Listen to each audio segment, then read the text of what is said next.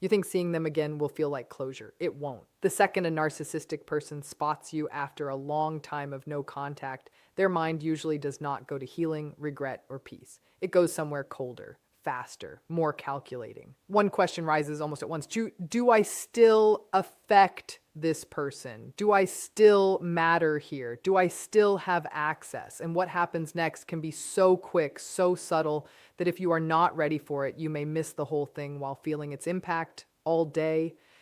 In just a few seconds, they may scan your face, test your energy, change their tone, and decide whether the old door is still cracked open. That is why this moment can feel so strange. It is not just a meeting, it is a reading, a measurement, a silent power check. And if you understand what is really happening, everything changes.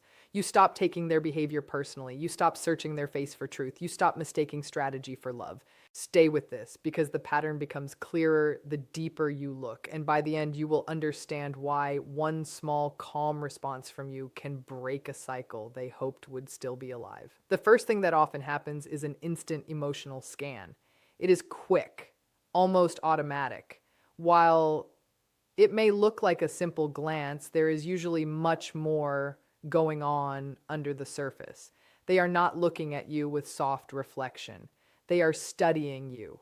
They are reading your face, your shoulders, your breathing, your eye contact, your posture, even the speed of your movements. If you speak, they may focus on the tone before they even hear the words. They are collecting signals. They want clues. They want evidence. They want to know if their presence still shakes something inside you. If you look tense, avoid their eyes, stumble over your words, or seem thrown off balance, they may read that as a sign that their influence is still alive in your inner world. Or to them, that can feel like proof that the bond was never fully broken. But if you look grounded, steady, or emotionally untouched, the scan often sharpens. They start wondering what changed. How did you get here? Why do you feel different now? This matters because people with strong narcissistic patterns often depend on emotional feedback from others to hold up their sense of importance. No contact cuts that supply off. It removes the mirror. So when they suddenly see you again, it can feel to them like finding a signal they lost. They want to know if the line still works. And before a full sentence is even spoken, they may already be deciding what strategy to use next. Watch that part closely. It tells you more than their words ever will. After the scan often comes the test. This is where they try to see if they still have any control over your emotions. The test may be so mild that it passes as normal conversation, but there is usually intention inside it. They may say your name in a familiar voice. They may smile in the exact way they used to. They may act casual, almost warm, as if nothing heavy ever happened between you. Or they may drop a tiny comment, a joke, a sideways remark, something so small that it sounds harmless. Yet somehow lands right where old pain used to live. That is not accidental. They are checking the wires. They want to see what still lights up. If you rush to explain yourself, if you defend your choices, if you become angry, flustered, eager, shaky, or overly polite, they may take that as a sign that they can still move you. To them, a reaction means the connection is not dead. It means the emotional door may still be open.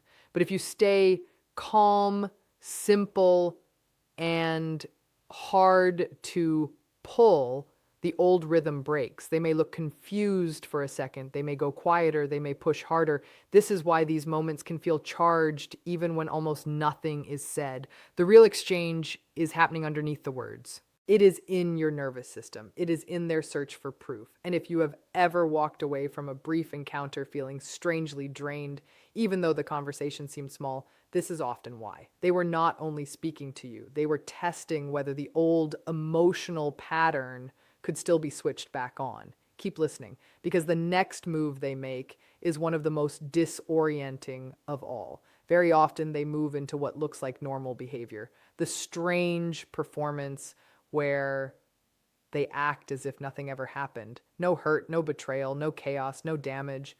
Just a smooth, easy tone, a relaxed face, and a conversation that feels almost every day. They may ask how you have been. They may talk about something simple. They may smile like the past was a misunderstanding too small to mention. And that can be deeply unsettling, especially if the relationship was filled with confusion, control, emotional whiplash, or painful endings. Their calm tone may make you question your own memory for a moment. Was it really that bad? Did I imagine some of it? Am I overreacting? This is why the act can be powerful. It quietly pressures you to step into their version of reality, one where accountability never has to appear. For them, admitting the truth of the past would mean facing the pain they caused, and that can threaten the image they protect. So instead, they smooth the surface. They erase the scene. They skip over the wound and move straight to social comfort. If you join that tone too quickly, they may read it as weakness in your boundary. They may believe the reset is working. They may assume they can return without repair, without change, without ever naming what happened. But the absence of acknowledgement is not healing. It is often avoidance dressed as maturity. It is a way to protect control while appearing composed. And if you understand that, you stop being pulled into the fog of false normal. You begin to see the silence around the truth as part of the message itself. If the nothing happened act is not enough, charm often arrives right behind it. Suddenly their voice softens, their energy warms, their face brightens. They become attentive, almost magnetic. Sometimes even sweeter than you remember from the hard parts of the relationship. This shift can feel immediate, like a switch has been flipped, and that is exactly why it can be so dangerous. Charm was likely one of the tools that built the connection in the first place.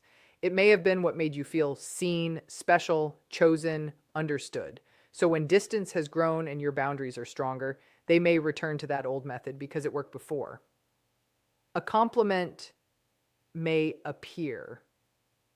A pleasant memory may be mentioned. They may speak in a way that sounds caring, calm, or strangely gentle. On the surface, it can look sincere. It can even stir a wave of hope. But very often, the deeper goal is not true repair. It is renewed access. They are trying to reopen emotional space. They want the old warmth back because the old warmth gave them entry. If you respond with visible softness, laughter, gratitude, or emotional openness, they may feel the path is still there. That does not mean every kind moment is fake, but in this pattern, charm often appears right when they sense distance and that timing matters. It is less about your healing and more about their influence. So if the kindness feels oddly intense, overly polished, or disconnected from the damage that came before it, trust that feeling. Sometimes the sweetest moment is not the safest one. And if charm fails, the energy often changes fast. This is where the next tactic comes in. And it can be far more aggressive than it first appears. When charm does not pull you in, provocation often steps forward. Instead of drawing you closer, they try to make you react. The goal becomes emotional disruption. They may use sarcasm.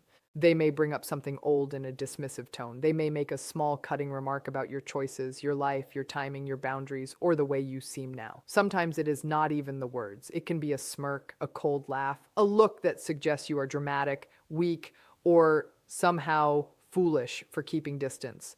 These small actions can hit hard because they often touch old pressure points. People with narcissistic patterns frequently remember what used to trigger you.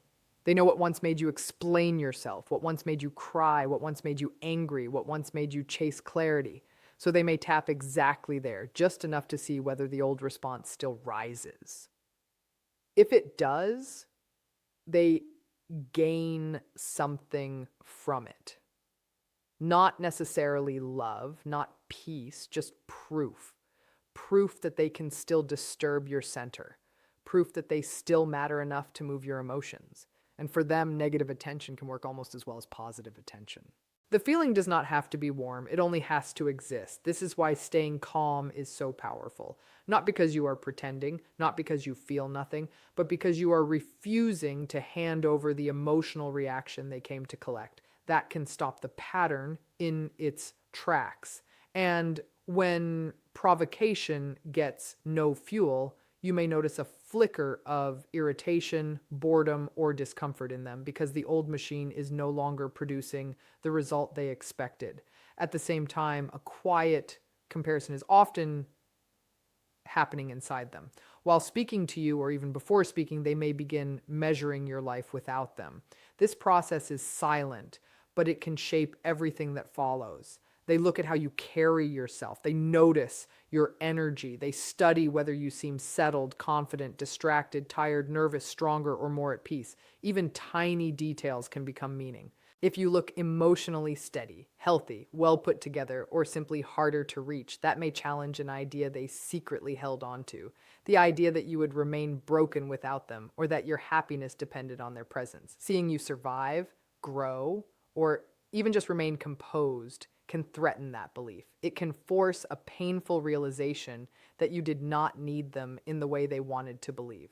On the other hand, if you appear uneasy or scattered, they may quietly take that as confirmation that the ending hurt you more, that they were more important, that their absence left a mark big enough to feed their story. This comparison matters because many of their reactions are tied to superiority, to the need to feel central, unforgettable, powerful. So they do not simply meet you. They measure themselves against the version of you standing there now. And if they sense you are doing better than expected, the energy may shift. You may see more charm, more coldness, more indifference, or a stronger push to regain your attention. What you are watching in that moment is not just social interaction. It is a silent struggle over meaning, over who won the story, over who still holds value in whose mind. And that leads directly into another important piece of the pattern. Another thing happening fast beneath the surface is the protection of their personal story. People with narcissistic traits often carry a very, very fixed inner version of the relationship. And in that story, they are rarely the one who caused the deepest harm. They may see themselves as misunderstood, mistreated, or unfairly rejected. They may tell themselves that you were the unstable one, the difficult one, the one who could not appreciate them, the one who made things worse. So when they see you again, that story has to stay protected. It has to survive the meeting. This is why they may seem unusually confident, cool, unaffected, or slightly above it all. They may speak as though the past was minor. They may act as if they moved on with ease. They may carry themselves with a kind of polished distance that says, without saying it, always, I was never hurt, I was never wrong. And none of this really touched me. Sometimes the story protection shows up in little comments that minimize what happened. Sometimes it appears as selective memory. Sometimes it hides inside a tone that says the conflict was too small to matter.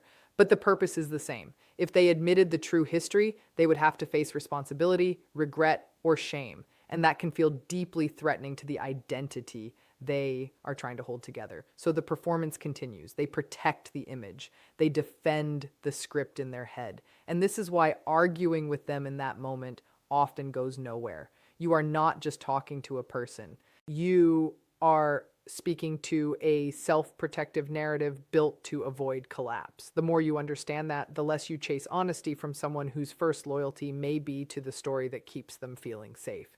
Then comes one of the clearest signs of all, the fast attempt to pull you back in. This is often called hoovering, and it can happen almost instantly if they sense even a small opening. The moment they believe there is access, they may move toward it. Sometimes it starts softly with a friendly greeting, a compliment, a question, a memory, a little concern, a joke, a warm look, or an invitation to keep talking. It can feel harmless at first. Sometimes it even feels flattering, but beneath it is often a drive to restore connection on their terms, not because true healing has happened, but because the supply of your attention, emotion, and focus is suddenly near again. They may ask how you have been in a way that invites depth. They may suggest catching up. They may act curious about your life. If they sense that you are responding even slightly, they may increase the effort. More warmth, more nostalgia, more softness, more little hooks meant to draw you into the old current. And even if they do not fully re-enter your life in that moment, the attempt itself serves a second purpose. It tests your boundary. It asks silently, are you still reachable? Can I still get in? Is the line really closed? This is why a short encounter can have a long emotional shadow, because for them, the meeting may not have been just a meeting. It may have been a doorway check. And if you know that, you stop mistaking quick contact for innocent coincidence. You start seeing how fast they move when they think the emotional channel might still be open. Do not miss that. Small moments can carry big intention. What makes these encounters so confusing is not only what they do, but what it stirs in you. Your body may remember before your mind does. You may feel your chest tighten. Your thoughts may speed up. Old guilt may rise. Old hope may flash through you for a second. You may suddenly want to explain, justify, soften, prove, clarify, or show that you are okay. This is important to understand. The reaction does not mean you are weak. It does not mean your healing was fake. It means your system recognizes a pattern that once had emotional power in your life. That is all. A familiar trigger can wake up an old response, even when your mind has already grown beyond the relationship. And this is why their brief glance or carefully chosen tone can hit harder than outsiders understand. The history is still stored in your body, but this is also where your power lives now. Because once you recognize the pattern, you can slow it down. You can notice the urge without obeying it. You can let the wave pass without turning it into a conversation that reopens what you fought hard to close. Remind yourself in that moment that calm is not coldness. Distance is not cruelty. A short answer is not weakness. Silence is not surrender. Sometimes the strongest thing you can do is refuse the script they expect you to perform. No big speech, no dramatic defense. No need to make them see. No need to make them admit. Your steadiness can say more than 100 perfect words. And if this part is hitting home, stay with it, because the next truth matters even more than the tactics themselves. The deeper truth is that these reactions are usually not about love, closure, or your value. They are about access, regulation, control, and the need to feel important. That is why their behavior can swing so quickly from friendly to cold, from smooth to sharp, from charming to provoking. They are not necessarily responding to who you truly are in that moment. They are responding to what your reaction tells them about their position. If they think you still ache, they may feel powerful. If they think you are calm, they may feel threatened. If they think you are open, they may lean in. If they think you are gone for real, they may try one more method before backing off or pretending not to care. Understanding this can free you from taking every shift personally. Their warm tone is not always proof of care. Their cold tone is not proof of your worth. Their confidence is not proof they have healed. Their indifference is not proof you meant nothing. Much of it is strategy mixed with ego protection. Much of it is a performance meant to gather information, stabilize self-image, and restore whatever emotional advantage they believe they once had. And this is why clarity is so powerful. Once you stop reading these moments as romance, destiny, or unfinished emotional truth, you begin seeing them for what they often are: rehearsed survival moves from someone trying to feel in control again. That clarity does not erase pain, but it gives you a map. It helps you step out of confusion and back into choice. And choice is exactly what breaks the old cycle. So what do you actually do if this happens? You keep it simple. You stay brief. You do not rush to fill silence. You do not explain your healing. You do not offer your growth up for inspection. You do not hand them your emotional temperature just because they showed up. Breathe first. Slow your body before you answer. Let your face stay neutral if that feels right. Use plain words. Be polite if you want, but do not confuse politeness with access. A small response can be enough. A short greeting can be enough. A quiet exit can be enough. If they try to act as if nothing happened, you do not have to join the performance. If they turn on the charm, you do not have to melt. If they provoke, you do not have to prove. If they push for connection, you do not owe them re-entry. Sometimes your best move is simply to end the interaction and return to your peace. Later, do not punish yourself for whatever you felt. Instead, notice what came up. Notice which tactic affected you most. Notice where your body got activated. That awareness is useful. It is how healing becomes practical, not just theoretical. And each time you understand the pattern more clearly, the encounter loses a little more of its power. You become less available to manipulation, less vulnerable to emotional recycling, less likely to mistake intensity for meaning. That is real progress. Quiet progress. Strong progress. In the end, seeing a narcissistic person after no contact is rarely just a random moment. It is often a fast chain of assessment, testing, performance, comparison, ego defense, and attempted re-entry. They may scan your emotions, check your boundaries, act like the past never happened, switch on charm, provoke if charm fails, compare your life to theirs, protect the story that keeps them blameless, and reach for one more chance to pull you back into the old orbit. But none of that defines you. None of it measures your worth. None of it decides your future. What matters most is what you now understand. Once you can recognize the pattern, the meeting stops being a mystery. You no longer stand there wondering what just happened. You see the structure, you see the purpose, you see the manipulation hidden inside what once looked random. And that changes everything, because the moment you stop feeding the old dynamic, it starts losing force. The moment you stop confusing their behavior with your value, you become harder to shake. The moment you choose your peace over their pull, you reclaim the part of yourself that used to get trapped in the loop. And that is the real turning point. Not their reaction, yours. Not whether they still want access, whether you still allow it. If this kind of encounter has ever left you spinning, remember this the next time their energy appears in front of you. Stay calm, stay clear, stay rooted in what you already know. The less you need them to understand you, the freer you become. And when you truly see through the tactic, their power gets smaller, your boundaries get stronger, and the old cycle finally starts to end.